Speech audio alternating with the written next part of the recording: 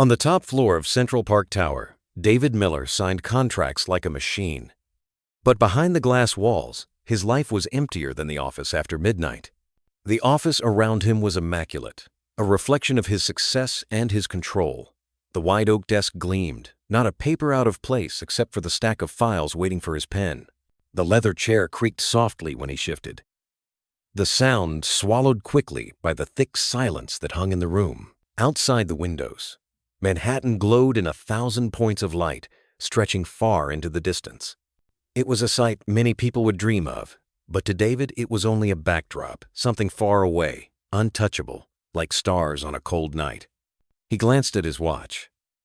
The Rolex gleamed under the lamp, its second hand ticking steadily. Each tick seemed to push him further from the life he once had. He remembered, faintly, when time had been measured in giggles and bedtime stories, when evenings were spent sitting on the porch with Laura. But those memories were like photographs fading in the sun. He forced them back into the corners of his mind, choosing instead to focus on the numbers before him. His secretary, a young woman with tired eyes, knocked gently on the glass door. "Mr. Miller, it's late. Do you want me to call the driver?" Her voice was tentative, almost afraid to disturb him. David didn't look up. "Not yet. Leave the reports on the corner. I'll finish them." She nodded, setting a folder on the desk. For a moment she seemed to want to say more, perhaps to remind him of the hour, perhaps to hint at the home waiting for him.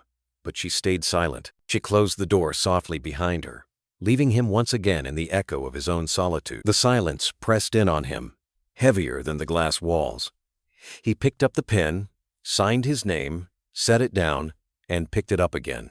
The motion was mechanical, his hand steady, his face unreadable. Yet under the surface something flickered an ache he refused to name. On the desk lay a silver picture frame. It had been there for years, moved from office to office, like a relic of another world. The photograph inside showed Laura, her smile gentle and radiant, holding little Emily in her arms. The girl's hair had been caught in the wind, her eyes wide with laughter. David himself was in the frame too, younger, his arm wrapped around Laura's shoulder. He reached for the frame now, as if compelled. His fingers brushed the glass, then tightened. The sight was too much. With a quick motion, he turned the frame face down, pressing it against the wood. He leaned back in his chair, closing his eyes for a moment. The image lingered anyway. Laura's voice, soft and warm, whispering goodnight to Emily. The way she used to hum while cooking, filling the house with more comfort than any chandelier could provide. David's throat tightened. He straightened abruptly, reaching for another file, as if paper could drown memory. The city below moved on without him. Taxi horns echoed faintly, blending with the distant hum of traffic. Couples strolled under the glowing street lamps of Fifth Avenue. In Central Park, he imagined, families were finishing evening walks, parents holding children's hands, promising hot cocoa before bed. For a moment, the picture of such ordinary happiness felt more luxurious than all the wealth surrounding him. He tried not to think of it. He rubbed his temples, the weight of exhaustion pressing at the edges. He had worked like this every night for months, as if burying himself in figures could keep grief at bay. When Laura died, giving birth to Michael, the world had shifted under his feet. Instead of leaning toward the children, he leaned away, burying himself in work. It was easier to keep moving than to sit still and face what was missing. His phone buzzed, jolting him back. A reminder about tomorrow's board meeting flashed on the screen. He swiped it away with a weary hand. Another set of decisions, another performance, another chance to prove to the world he was unshaken. But deep inside, he knew the truth. He wasn't proving anything to anyone. He was only running. The office lights dimmed automatically, leaving only the glow of his lamp and the endless skyline outside. David stared at the reflection of his own face in the glass. Sharp, tired, older than he remembered. His suit was perfect, his shoes polished, but his eyes looked hollow. Success had given him everything except what he longed for most. A sound from the hallway made him glance up. It was only the custodian pushing a cleaning cart, humming faintly under his breath. David watched the man pass, then disappear into another room. The contrast was stark, this worker, humming a simple tune, moving with an ease David couldn't recall. He envied it for a moment, then shook his head. He looked back at the pile of papers. Each signature was another mile between him and home. He hadn't called Emily in days. He hadn't held Michael at all since the hospital. His children were growing without him, their lives unfolding in rooms he rarely entered. Somewhere in that Greenwich mansion, his daughter's voice rose and fell. His son's cries echoed in the night, and he wasn't there to hear them. He exhaled, long and heavy, pushing away the thought again. There was work to be done, deals to close, numbers to chase. That was his armor, his shield against regret. He pressed the pen down, the ink flowing smooth across the paper. He signed one more contract, then another. The clock ticked past midnight. David thought he buried the past. He had no idea it was waiting for him at home. David's car eased into the long driveway of the Greenwich estate, the tires crunching over fallen leaves that had gathered in uneven piles along the stone path. The late autumn sky had already deepened into shades of gray, the kind of twilight that made the tall trees cast long, somber shadows across the lawn. The house itself stood impressive, its stone facade dignified, tall windows glowing with warm light. To anyone passing by, it looked like the picture of comfort, a wealthy man's sanctuary after a long day in New York. Yet the moment David stepped out of the car and felt the crisp air bite through his coat, he sensed a hollowness beneath the glow. He walked slowly to the front door, the sound of his shoes clicking against the stone steps. With one push, the heavy oak door opened into the grand entryway. The chandelier overhead spilled golden light across polished marble. A vase of roses stood perfectly arranged on the table, and the faint scent of lemon polish drifted in the air. Everything was in its place, elegant, tasteful, seemingly welcoming. But the silence was unsettling. A home should carry voices, the shuffle of feet, laughter, or even the clatter of a kitchen. Here, there was only the quiet tick of the grandfather clock. From above came the sweep of footsteps. Veronica appeared at the top of the staircase, her posture graceful, her dress a shade of pale blue that shimmered against the light. Her blonde hair was arranged flawlessly, her smile radiant and practiced. "David," she called down warmly, "you're home earlier than expected. What a lovely surprise." M2. He set his briefcase on the side table, loosening his tie. "The meeting wrapped sooner than I thought," he replied, his tone restrained, more statement than greeting. She glided down the steps, each movement deliberate, her hand brushing the railing. When she reached him, she placed a delicate hand on his sleeve. "You must be tired. Let me have dinner brought out right away. Roast chicken, mashed potatoes, just how you like them." Her eyes, though soft, flickered briefly with calculation, as if checking whether he noticed something out of place. Before he could answer, a faint shuffle came from the hallway. Emily stood at the edge of the corridor, clutching her worn teddy bear. Her pink dress, once bright, was rumpled at the hem, and her hair had tumbled into uneven strands around her face.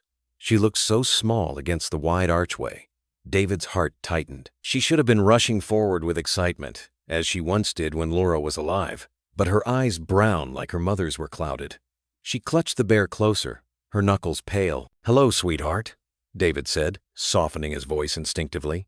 He opened his arms just slightly, expecting her to run forward. Instead, she hugged the bear tighter, her gaze dropping to the floor. Veronica's hand slid from his sleeve to Emily's shoulder. "Say hello to your father, darling. He worked so hard for us." Her voice was gentle, but there was an edge in the way her fingers pressed the girl's small shoulder. Emily whispered, barely audible, "Hi, Dad." She didn't move closer. David hesitated, his hand still half raised before falling back to his side. He felt a pang, something deeper than fatigue, sharper than the ache of long hours. From upstairs came a thin wail. "Michael." The baby's cry sliced through the heavy silence, insistent and desperate. It had been weeks since David heard it in person. A sudden urge pulled him toward the sound, but before he could step forward, Veronica turned her head and called sweetly, "Mrs. Whitman!" The housekeeper emerged from the kitchen, wiping her hands on her apron. Her gray hair was tied neatly at the back. Her figure stooped slightly with age, but her eyes were clear, watchful. She dipped her head respectfully toward David. "Good evening, sir. Good evening," David returned, noting the care in her tone, the way her eyes briefly flicked toward Emily before lowering again. Michael's cries grew sharper, and she hurried upstairs to tend to him. Dinner followed shortly. The dining room glowed with candlelight. The table set perfectly. The roast chicken released a savory aroma. Mashed potatoes steaming in a porcelain bowl beside green beans and warm rolls. On the surface, it looked like the kind of meal families gathered around on holidays. Veronica sat with polished ease, pouring wine into David's glass, placing a smaller plate in front of Emily with delicate precision. "Eat, sweetheart," she coaxed Emily, her voice dripping with honey. Her hand rested once more on the girl's shoulder. This time, David noticed how the pressure of that hand made Emily's shoulders stiffen, her small fingers tremble around the spoon. He leaned forward slightly, searching his daughter's face. "How's school, Emily?" His voice was low, careful, almost tender. She startled as though the question was unexpected, her eyes flicking up quickly, then dropping again. "It's fine," she whispered, pushing at her food with small motions. Veronica laughed lightly, the sound polished. "She's shy tonight, but she's doing well, aren't you, darling?" She brushed a strand of Emily's hair behind her ear, her touch outwardly gentle, yet David caught the way Emily's body recoiled almost imperceptibly. He chewed slowly, each bite of chicken tasting like sawdust in his mouth. He forced himself to nod at Veronica's chatter about neighbors, charity events, and investments. His mind, however, lingered on Emily's silence. From the kitchen doorway, Mrs. Whitman appeared briefly, carrying a small dish of apple pie. She placed it gently on the table, nodding quietly before stepping back. Her eyes, though, lingered a moment longer on Emily, as if silently urging someone to notice. David lifted his wine glass, but his gaze fixed on his daughter. Emily's spoon trembled slightly, her lips pressed together, as though she wanted to say something, but couldn't. She glanced up at him, just for a heartbeat, her eyes wide and pleading, before dropping back to her plate. Something in her trembling hands whispered a truth David wasn't ready to hear. David loosened his tie as he stepped into the quiet hallway, the golden glow of the chandelier fading behind him. He thought he might change out of his suit before dinner, maybe even hold Michael for the first time in months. But then a sound stopped him mid-step. A muffled sob. He froze. The air felt suddenly colder. He took another slow step, the polished floor creaking under his shoes. The sob came again, followed by a broken plea. "Please don't hurt us." The words pierced through the silence of the mansion like broken glass. David's body stiffened. His pulse pounded in his ears. He moved closer, one hand braced against the wall as if steadying himself for a blow. At the end of the hallway, the living room door stood ajar. He paused just outside, his breath caught in his throat, and looked inside. Emily was on the floor, her small frame hunched, her arms wrapped tightly around Michael. Her pink dress was stained with dirt, the hem torn. The teddy bear she usually carried lay discarded a few feet away. Michael's face was red from crying, his tiny fists clutching at his sister's dress. Emily's brown hair fell across her tear-streaked face as she pressed her cheek against the baby's head. Across from them stood Veronica. Her blue dress clung elegantly to her figure, her hair still perfect, her expression sharp. Her voice, however, was nothing like the honey she used when David was near. It was cold, sharp enough to cut. "I told you not to bother me," she snapped, her hand clenched at her side. "If you don't listen, I'll throw both of you out on the street again. Do you understand?" Emily trembled harder, tightening her grip around her brother. David's breath left him in a hoarse rush. He pushed the door open fully, stepping between them. "Stop!" His voice was low but firm, trembling with a mix of shock and fury. He moved awkwardly toward Emily, crouching down. "Give him to me, Emily. Come here to Daddy." Emily didn't move. Her little fingers clung to her brother's blanket as if letting go meant losing the only safety she knew. She stared at David with wide eyes, eyes that once used to light up when he came home, but now were clouded with fear and doubt. David's hand hovered in the air, uncertain. After a pause, he pulled back slightly, instead placing himself in front of them like a shield. The weight of his absence pressed heavily on his chest. Behind him, Veronica's expression shifted in an instant. The sharp glare vanished, replaced by a radiant smile. "Oh, David, you startled me," she said sweetly, stepping closer. "The children were being too loud. I was just trying to discipline them." She reached for his sleeve, her touch light, her voice dripping with concern. "You must be tired from your trip. Don't worry about a little fuss. The doctor said children need structure, didn't he?" David stood slowly, Michael's cries echoing in his ears. He turned, reaching down to take his son from Emily's arms. His movements were stiff, clumsy, as though his body had forgotten how to hold his own child. Michael writhed and wailed, but David clutched him close, rocking him with uncertain hands. Emily stayed crouched on the floor, her small shoulders shaking. She looked at her father, then at Veronica, her eyes darting with fear. Veronica tilted her head, lips pursed in a smile that didn't reach her eyes. "Maybe you just feel guilty for being away so long. Everything seems worse than it is. Don't burden yourself. Let me handle them." David swallowed hard. His throat burned as he looked from his daughter's tear-streaked face to Veronica's painted smile. The dissonance cut deep. He whispered hoarsely into Michael's ear, rocking him gently. "You're safe now. Daddy's here."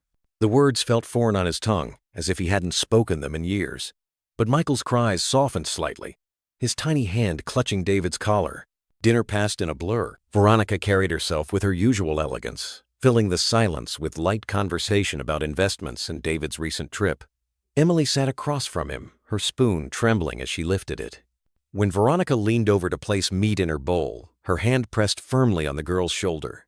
Emily flinched, her eyes flicking up to her father in a silent plea. David's gaze dropped to her wrist.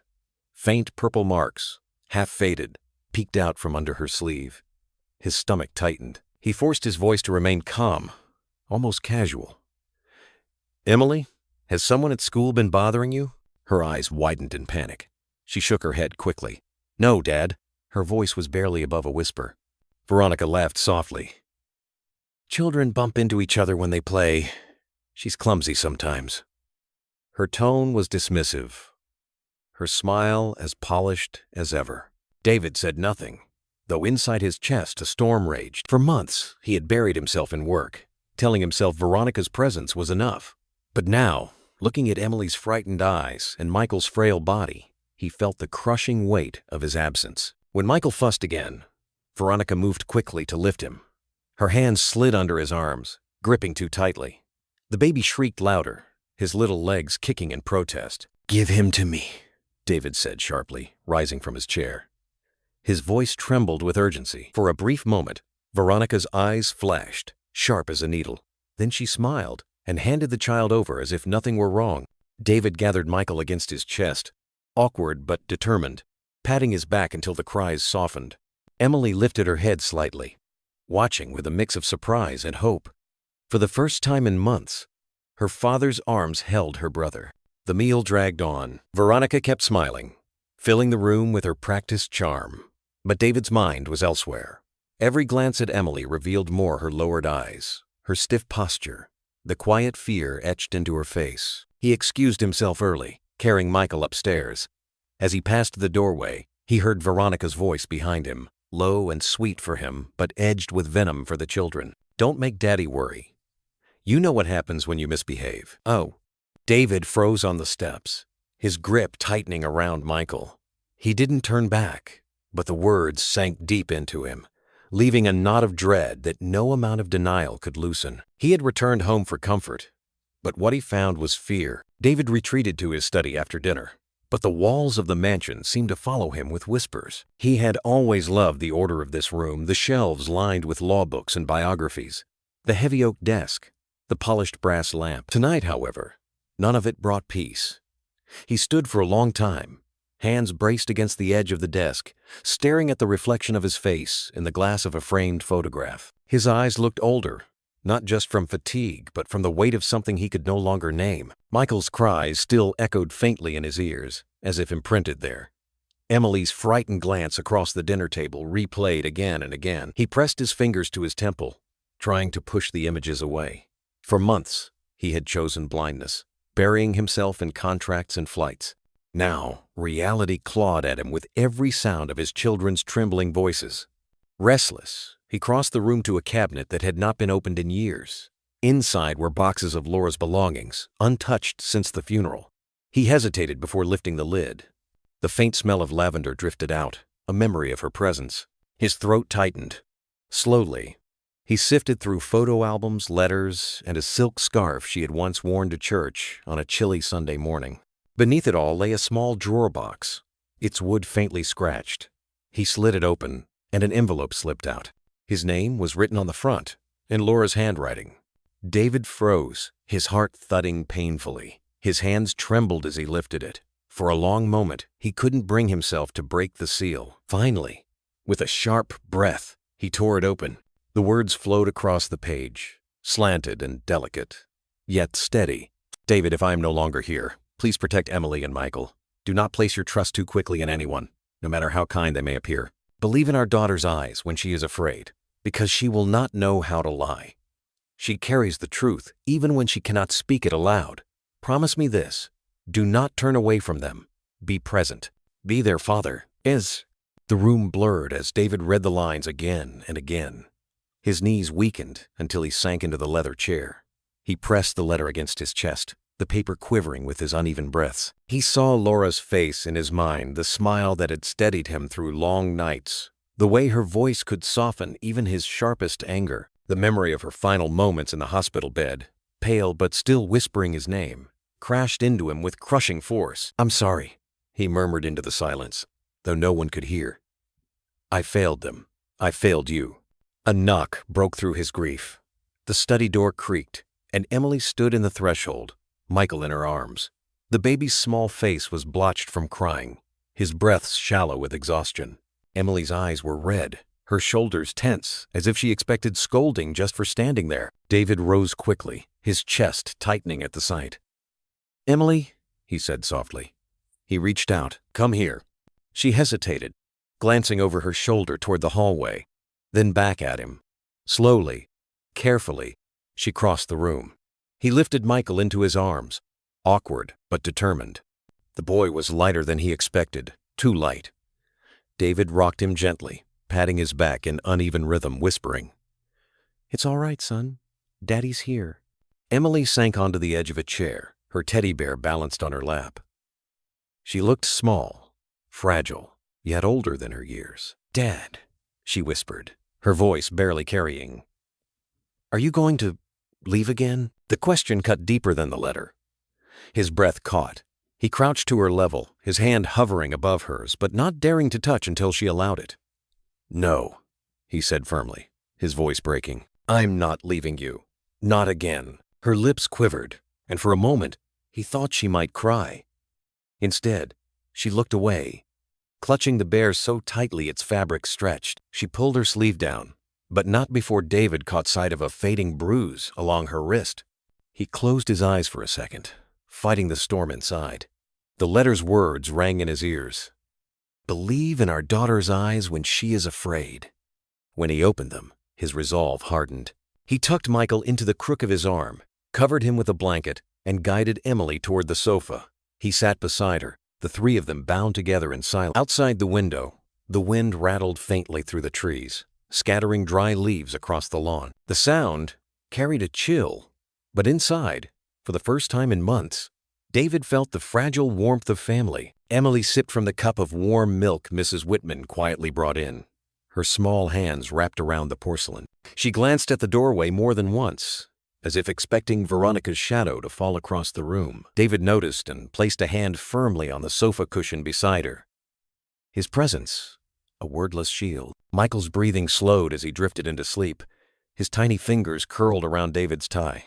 Emily lowered her head, eyelids heavy, her teddy bear pressed to her chest. David sat motionless, holding both children close with his eyes, even as he whispered to himself, "I won't fail again." He slipped Laura's letter into the inner pocket of his jacket, pressing his palm over it as though sealing a vow. The house remained quiet, but his heart thundered with something new, not fear, not guilt, but the first spark of resolve. David woke early the next morning, long before the sun rose over the bare branches of Greenwich.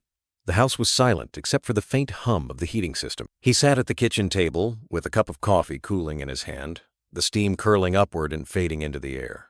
The letter from Laura was still tucked into his jacket pocket, folded neatly as if it were something fragile that could shatter if bent. Each word still echoed in him. "Believe in our daughter's eyes when she is afraid." He lifted his gaze to the window. The sky was gray, the kind of morning that seemed to press down with heaviness. The lawn outside stretched in silence, leaves scattered across the damp grass. The estate looked perfect from a distance, but David could no longer see it that way. Every wall, every polished piece of furniture carried whispers of what he had ignored. The sound of small footsteps broke into his thoughts. Emily padded softly into the kitchen, the teddy bear pressed against her side. Her hair was messy, her eyes still swollen from crying the night before. She hesitated at the doorway, then slid into a chair across from him. She didn't speak. She only looked at him briefly, then lowered her gaze to the table. "Good morning, sweetheart," David said gently. His voice cracked at the edges, the words unfamiliar from disuse. Emily nodded, but her lips didn't move. He wanted to reach across the table, to take her small hand into his, but instead he asked, "Do you want some breakfast? Pancakes, maybe?" For the briefest moment, her eyes flickered with a light. Pancakes had been Laura's Saturday tradition, but just as quickly, the light dimmed. She shook her head and clutched the bear tighter. Before David could say more, the soft rustle of slippers came from the hall. Mrs. Whitman entered, her apron already dusted with flour. She glanced at the two of them, her expression warm but cautious. "I'll fix something simple," she said. Her voice carried a quiet steadiness, the kind born of many years of keeping households together. David gave her a nod, grateful for her presence. When she turned to the counter, Emily leaned forward, her voice barely above a whisper. "Dad, can I tell you something?" David's heart clenched. "Always," he said. "You can tell me anything. She glanced at the doorway as if to make sure no one else was listening. Then she leaned closer. "There's a drawer in the study, Mommy's drawer. I wasn't supposed to open it, but I saw papers." Her words stumbled nervously. "There was something about Michael. I don't understand, but it looked important." David stiffened. The memory of Laura's letter pressed against his chest. He swallowed. "What kind of papers, Emily?" She shook her head quickly, frightened by her own words. "I don't know. Please don't tell her I said anything. Please." He reached out, this time letting his hand rest lightly on hers. "I won't. Thank you for telling me." That afternoon, when Veronica left for a supposed meeting with a friend, David returned to the study. The room felt colder than usual. He crossed to the cabinet Laura had once used, his fingers trailing over the carved wood.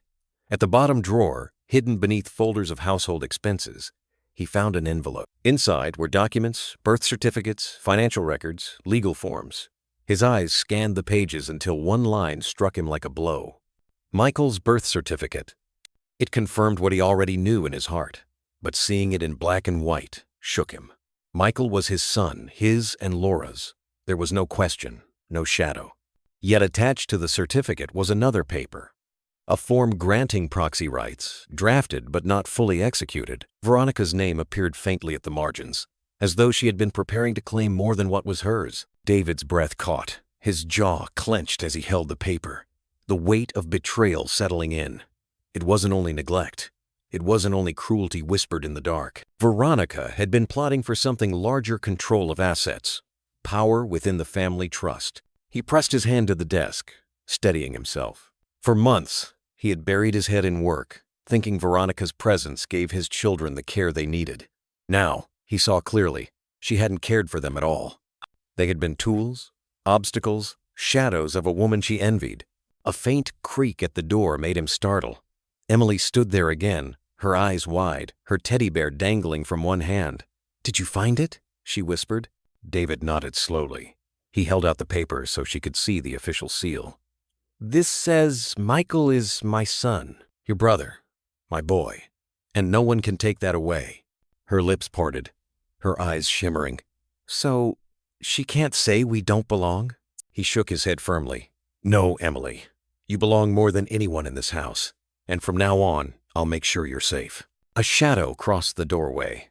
Veronica's voice slid into the room, smooth as silk, but edged with steel. "Safe?" she repeated, stepping inside. Her smile was flawless, her eyes sharp. "David, you look troubled. What are you reading?" David folded the paper quickly, sliding it into his pocket. "Just family documents. Nothing you'd be interested in." His tone was calm, but inside, every nerve was on edge. Veronica's eyes lingered on him for a long moment before she let out a low laugh. "Family documents. You've been away too long, love. Let me handle the household. That's why you married me, isn't it?" David met her gaze, steady now. "I married you because I thought the children needed someone here, but I see now I was wrong. For a flicker of a moment, her mask cracked. Her smile froze, her eyes flashing with something darker. Then she recovered, tilting her head. "Careful what you say, David. Words can break more than contracts." Emily shrank back, clutching her bear tight. David placed a firm hand on her shoulder, his voice quiet but resolute. "Go upstairs, sweetheart. Stay with Michael." The girl hesitated, then hurried from the room. Veronica lingered in the doorway, her perfume heavy in the air. "You'll regret pushing me aside," she whispered before gliding away. David closed the drawer slowly, his hand trembling not with fear, but with the weight of decision. Laura's letter burned in his pocket. The truth was now undeniable. He could no longer hide in silence or work. His children needed him, and the time to act had come. David left the study that night with Laura's letter pressed against his chest and the folded birth certificate tucked deep into his jacket pocket. He lay awake until dawn, staring at the ceiling, listening to every creak in the hallway. Emily had dozed off, curled beside Michael's crib, the teddy bear still in her arms. David watched her small body rise and fall with uneven breaths, the traces of fear still etched into her face even in sleep. He sat in a chair nearby, as if guarding them through the night, until the first light of morning filtered through the curtains. By the next day, the decision was clear in his mind. He could no longer pretend, no longer bury himself in work, and ignore what was happening under his roof. But clarity brought another problem: what to do next. He was a man who understood contracts, mergers, and negotiations, but this was different. This was about his children, about betrayal, about a household turned hostile. He needed help, and not the kind that came from accountants or business partners. So, later that week, he drove into Manhattan under the gray November sky. The city pulsed with its usual rhythm horns blaring, people hurrying across crosswalks, steam rising from manholes. He parked near a quiet block not far from Bryant Park, where a small corner cafe sat between a bookstore and a dry cleaner. It was the sort of place that smelled of fresh bread and strong coffee, a spot where businessmen met lawyers away from the echo of boardrooms. Inside, the cafe buzzed softly with the clink of cups and low conversation. David chose a table near the window, ordered black coffee, and sat with his hands folded, waiting. His reflection in the glass startled him, the lines around his eyes deeper, his expression worn. He almost didn't recognize himself. Minutes later, Richard Coleman walked in, tall, broad-shouldered, his dark overcoat dusted with the morning drizzle. Richard carried the steady air of someone who had been through countless negotiations. He had been David's attorney for years, guiding him through corporate mazes with sharp eyes and calm judgment. But today, David wasn't here to discuss business. "David," Richard greeted, pulling off his gloves and taking a seat. "This must be important. You don't usually choose cafes for our meetings." David managed a faint smile. "It is important, more than any contract." He slid the folded papers across the table. "I need you to look at these." Richard unfolded the birth certificate, then the proxy form with Veronica's name faintly written at the margin. His brows knit together as he read. "Where did you find this?" "In the study. Laura's old drawer," David said. His voice carried both guilt and resolve. "And I found a letter she wrote before she died. She knew. She asked me to protect the children." Richard leaned back, exhaling slowly. "This isn't just about family disputes. This looks like groundwork for fraud. If she had finished this proxy, she could have gained control over the trust funds." David clenched his jaw. "And in the meantime, she's been—" He trailed off, lowering his voice. "Emily has bruises, Richard. She's terrified. She asked me if I was going to leave again. Michael's been half-starved some nights. Mrs. Whitman told me she found them locked out of their own bedroom." Richard's face hardened. He folded the documents carefully and tucked them into his briefcase. "Then we can't waste time. We'll need evidence statements, photographs, records. And you'll need to be ready for court, because if Veronica fights, she'll play the role of perfect wife and mother in front of the judge." David looked down at his hands, the knuckles pale against the coffee cup. "I let this happen.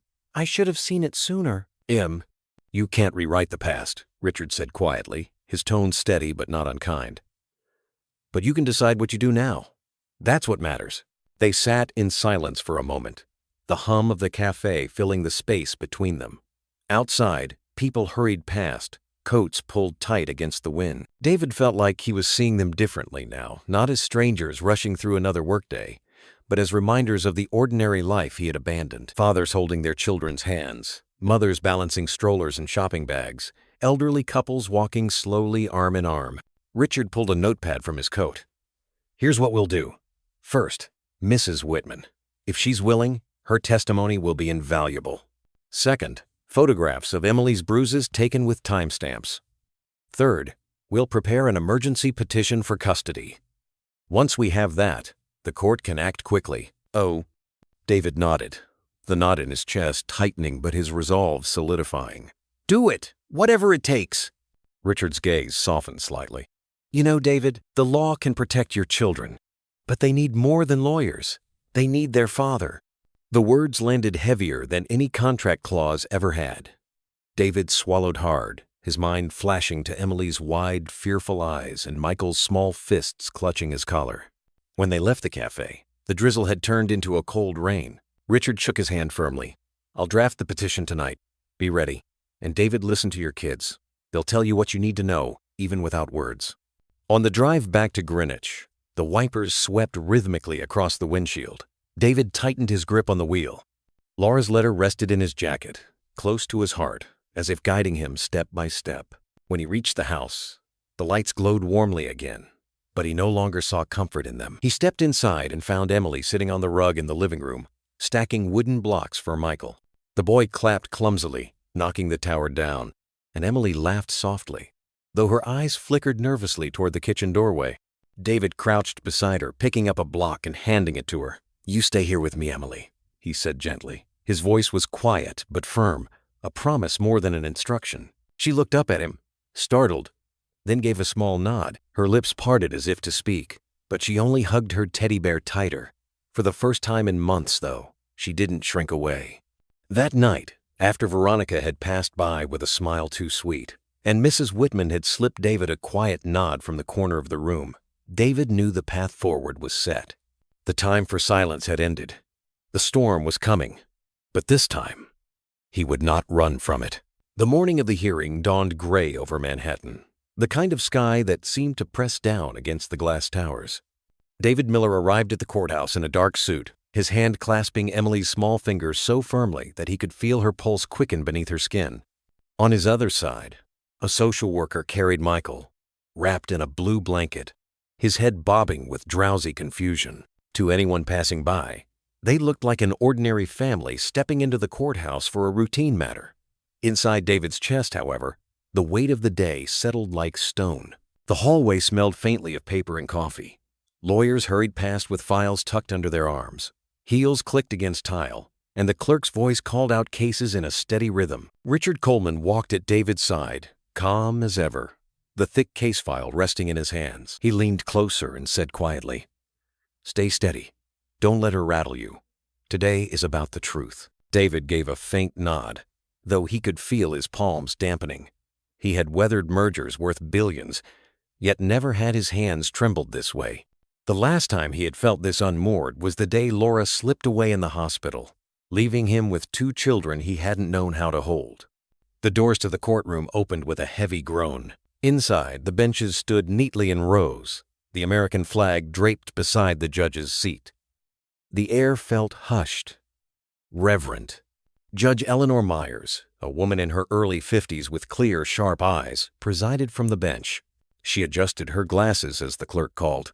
"Case number 14, Miller petitioning for emergency protection of 2 minors." David squeezed Emily's hand tighter. She pressed her teddy bear against her side, her lips pale. Then Veronica entered. She moved with practiced poise, Alan Pierce, her attorney, walking at her shoulder. She wore a modest gray dress, pearls at her throat, and makeup that softened every feature. In her hand was a handkerchief, which she pressed delicately to the corner of her eye. To anyone not privy to the truth, she looked the picture of a devoted, weary stepmother, carrying burdens alone. Richard rose first. His voice was steady, resonant. "Your Honor, we ask for an emergency protective order restricting the respondent from contact with the children. We submit testimony from the housekeeper of 10 years, photographic evidence of bruises, and financial documents indicating attempts to seize unlawful control of the family trust. He placed a folder thick with photographs and notarized statements on the judge's bench. Allen stood, quick to counter. "Your Honor, these claims are exaggerated. My client has been the sole caregiver while Mr. Miller spent months on business trips. Any so-called bruises are normal scrapes of childhood. If anyone abandoned these children, it was their father." Veronica dabbed her eyes at the perfect moment, her voice trembling. "I only tried to be a mother to them. I stayed up at night when they were ill. I did everything in my power while David was gone. All I ask is to keep caring for them." His quote. Emily sat on the bench, her feet not reaching the ground, her eyes darting between her father and Veronica. Her small shoulders quivered. David bent close and whispered, "You don't have to speak if you're not ready. I'm right here." The judge tapped her gavel lightly. "Call the witness, Mrs. Whitman." The elderly housekeeper rose from the back, her hands clasped as she approached the stand. Her gray hair was neatly pinned, her eyes tired yet steady. When sworn in, she spoke slowly but firmly. "I have worked in that home for over a decade. I cared for these children from the time their mother was alive." She paused, her gaze flicking toward Emily. "I have seen the respondent lock Emily and the baby out of their bedroom, forcing them to sleep in the storage room. I have found diluted milk given to the boy until he cried himself to sleep. And I have heard Mrs. Veronica threaten that if Emily ever spoke to her father, she would throw both children onto the street." A hush fell over the room. Allen rose, his tone sharp. "Mrs. Whitman, you are 62, correct? Could it not be that your memory deceives you? That you misheard something in a dark hallway?" She lifted her chin, voice unwavering. "I may be 62, but I know what I heard. And I know the difference between a child's tears of mischief and a child's tears of fear." Richard asked simply, "Do you have any reason to lie?" Her reply came quiet, firm. "Only the duty to protect those children."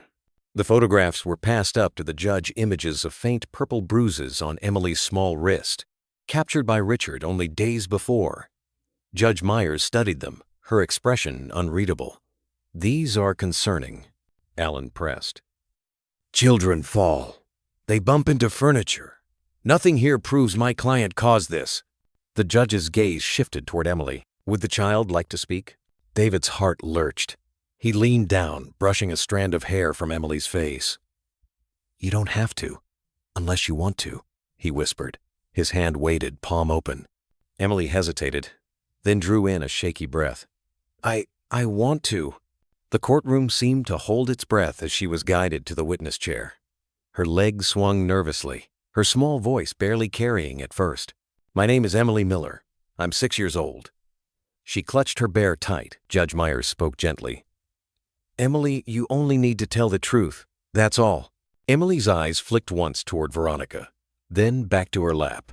At last, she raised her chin. "She told me if I told my dad, she would throw me and Michael outside. But I can't stay quiet anymore.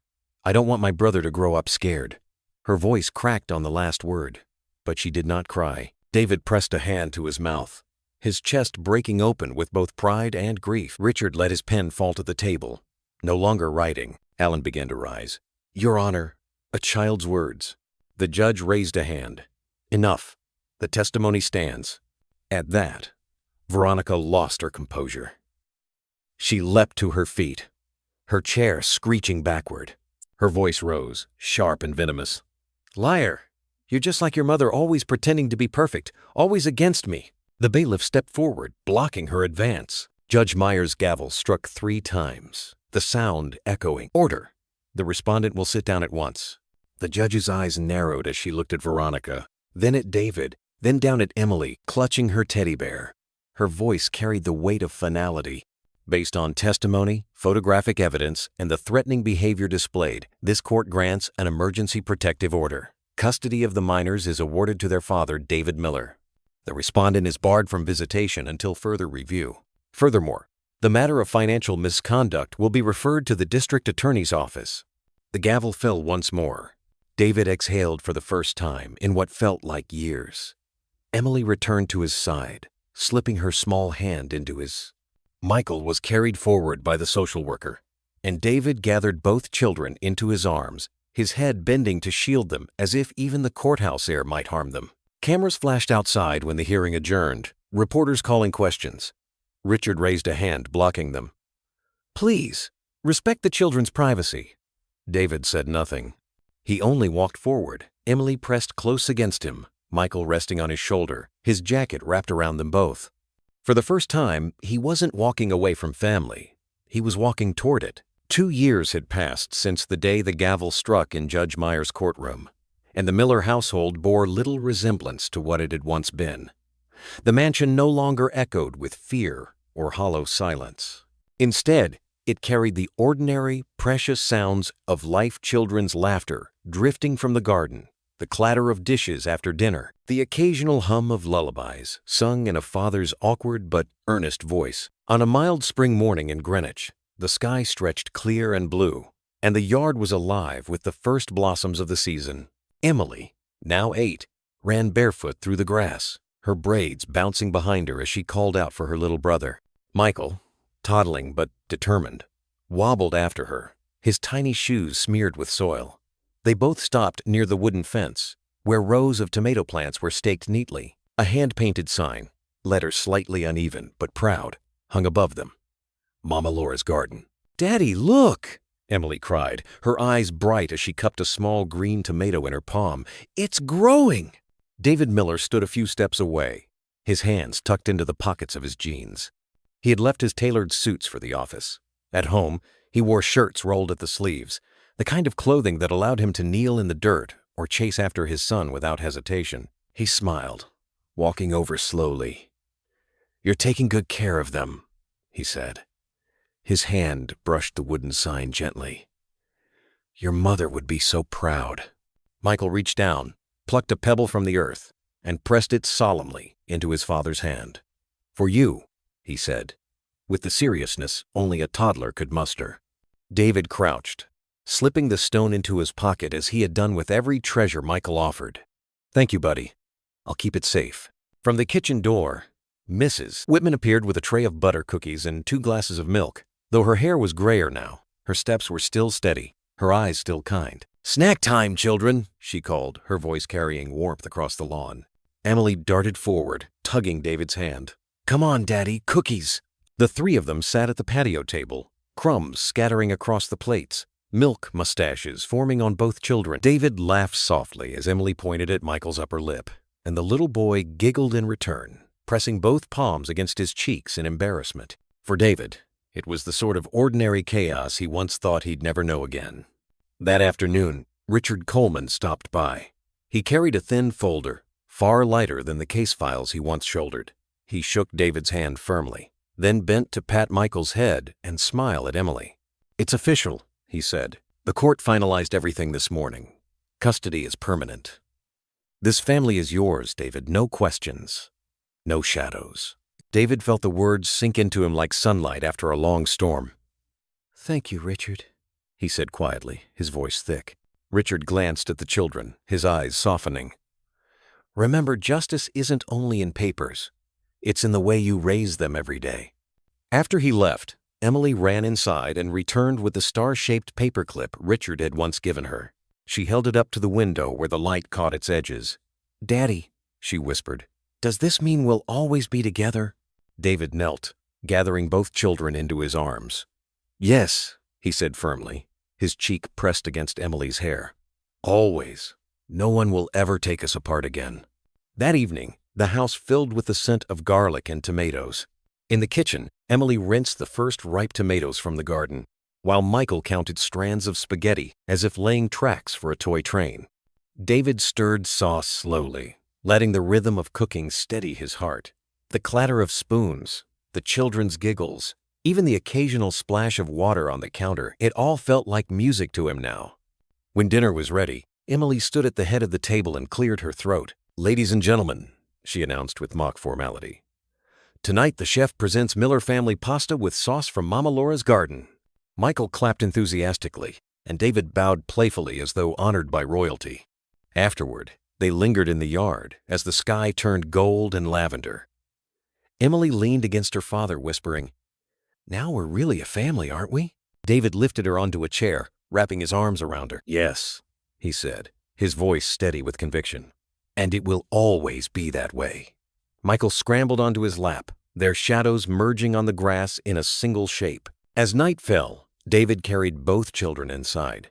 He checked the locks carefully, dimmed the lights, and paused at their bedroom door. Emily curled against her teddy bear. Michael snuggled beneath his blanket, both breathing deeply in sleep. For a long moment, David stood there, listening to their steady rhythm. On the shelf above them rested a framed photograph of Laura. Her smile, captured years before, seemed to bless the room. David's gaze lingered there. Quietly, he whispered, "I kept my promise. They're safe, Laura." Outside, the garden swayed in the night breeze, the scent of tomato leaves drifting across the yard. Inside, the house once broken now pulsed with warmth. The story did not end with money or power, but with something greater. A father who finally listened, children who dared to trust again, and a home rebuilt on love. For David, that was the truest redemption.